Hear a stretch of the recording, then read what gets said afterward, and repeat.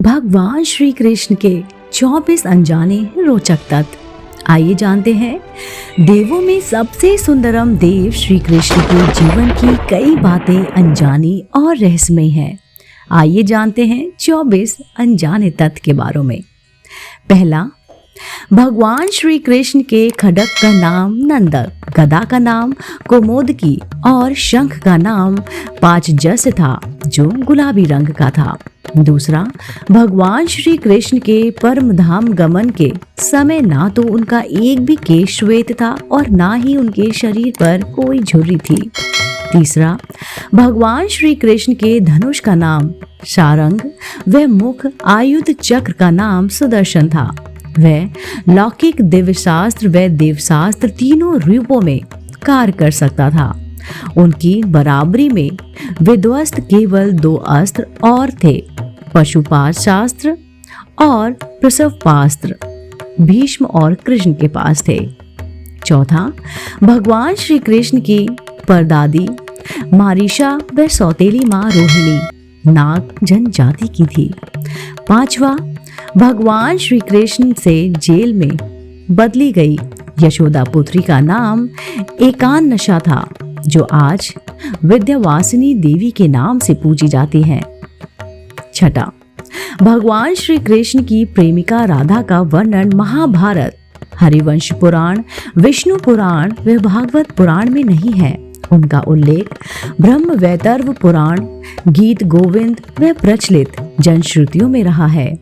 सातवां, जैन परंपरा के मुताबिक भगवान श्री कृष्ण के चचेरे भाई तीर्थकर नेमिनाथ ने, जो हिंदू परंपरा में घोर अगिरस के नाम से प्रसिद्ध हुए। आठवां, भगवान श्री कृष्ण अंतिम वर्षों को छोड़कर कभी भी द्वारिका में 6 महीने से अधिक नहीं रहे।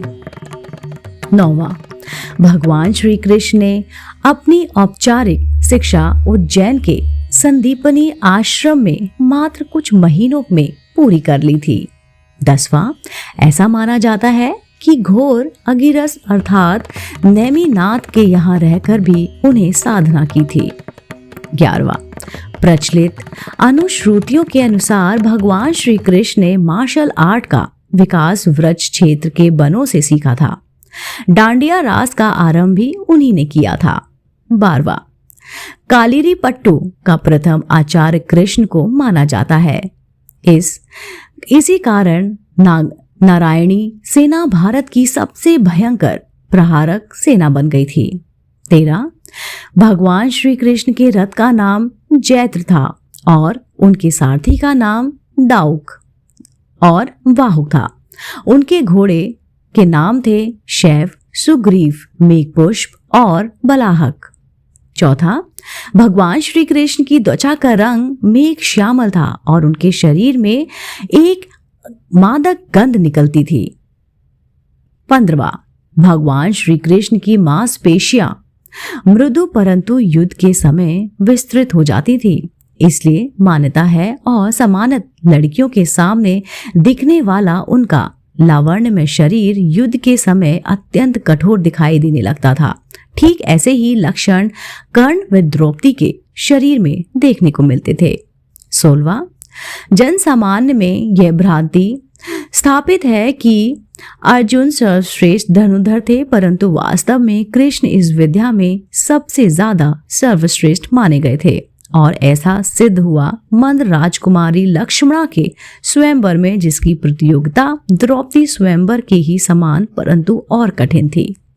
17वां, यहाँ कर्ण व अर्जुन दोनों असफल हो गए और तब श्री कृष्ण ने लक्ष्यवेद पर लक्ष्मणा की इच्छा पूरी की, जो पहले से ही उन्हें अपना पति मान चुकी थी। 18वां, भगवान श्री कृष्ण युद्ध कृष्ण ने कराई थी।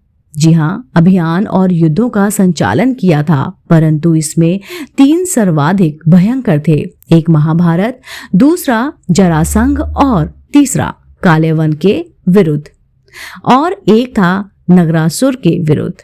19वां, भगवान श्री कृष्ण ने केवल 16 वर्ष की आयु में विश्व प्रसिद्धि चारुण और मुष्टिक जैसे मल्लों का वध किया था। मथुरा में दुष्ट रजक के सिर को हथेली के प्रहार से ही काट डाला था।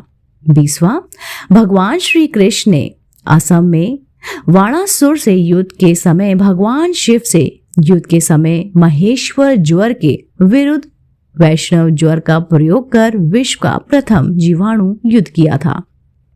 21वां, भगवान श्री कृष्ण के जीवन का सबसे भयंकर द्वंद्व युद्ध सुभद्रा की प्रतिज्ञा के कारण अर्जुन के साथ हुआ था, जिसमें दोनों ने अपने अपने सबसे विनाशक शस्त्र क्रमश सुदर्शन चक्र और पाशुपात शस्त्र निकाल लिए थे। बाद में देवताओं के हस्तक्षेप से दोनों शांत हुए।